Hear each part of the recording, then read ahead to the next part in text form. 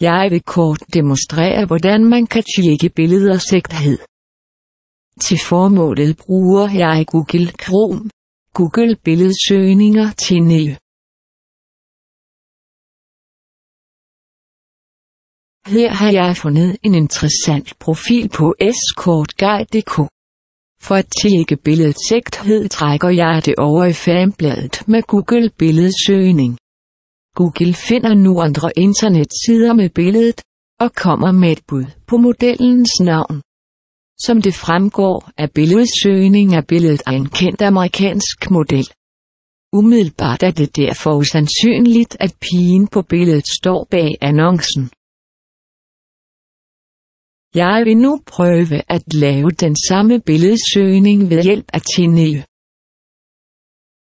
Igen foretager jeg billedsøgningen ved at trække billedet over i fanebladet med Tineo.